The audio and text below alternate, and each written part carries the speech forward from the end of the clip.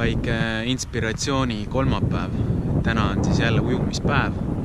Püüan seda teha viimasel ajal igal võimalikul päeval. Selge on see, et iga päev ei õnnestu. Täna on hea meel, et jälle õnnestub. Ütleme nii, et see väike jutumärkides rannake või tiigike siin ei ole just helesinine laguun. Sellest pole midagi. Vesi on vähemalt väga ilus selge. Ja ega ma arvan, et siin pikka juttu ei olegi. Varsti viskan jope seljast ja hüppan sisse. Kuidas ma selleks valmistun? Tavaliselt ma teen selliseid hingamisharjutusi, mis väidetavalt peaks aitama sellise külma tundlikkuse vastu, ehk siis seda natukene alla viima ja vesi tundub kohe hoopis kodusem. Kas see on lihtsalt selline mingisugune placebo-efekt või see tõsiselt töötab, seda ma ei tea. Igal juhul ma ise tunnen, et kui ma seda hingamispoolt arendan, siis seda paremaks ma seal vees ka saan. Et vaatame, kuidas läheb.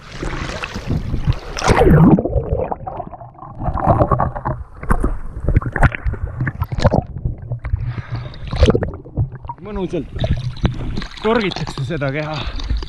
Ja põhiline rituaal on siis korraga vee all ära käia.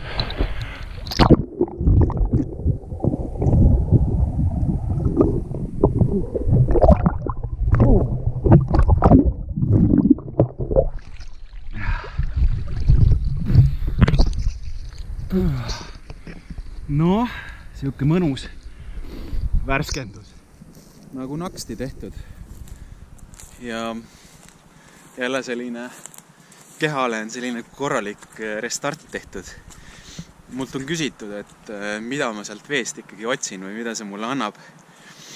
Üks mõte on see, et see hetk, kui sa sinna vette lähed, siis kui su keha on juba täiesti selles külmas vees, siis see tekitab kuidagi olukorra, kus sul aju tegeleb ainult sellega, et hoida su keha nii-öelda elusana.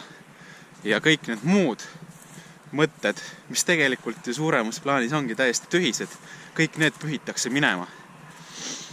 Ja selline eriline kuidagi meelepuhtus tekib seal külmas olles.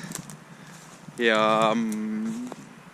see on kuidagi minu arust väga vajalik tunne sellises segases maailmas, nagu me täna elame.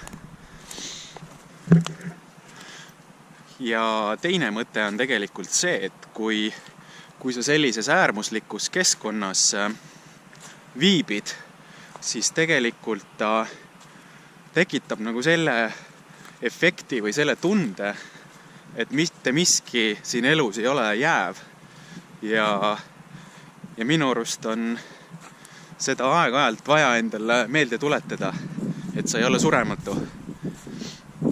Ja et elu tegelikult ikkagi on selles mõttes väga habras. Ja selline, kui igapäevaselt ikkagi seda endale meelde tuletada ja seda tajuda, siis ma usun, et me suudame ennast ka oma igapäevaste selliste, ütleme, me suudame igapäevaste väljakutsete osas nagu endast oluliselt rohkem välja pigistada.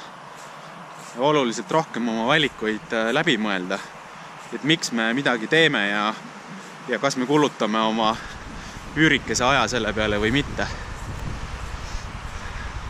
Kisub tiibiks selle.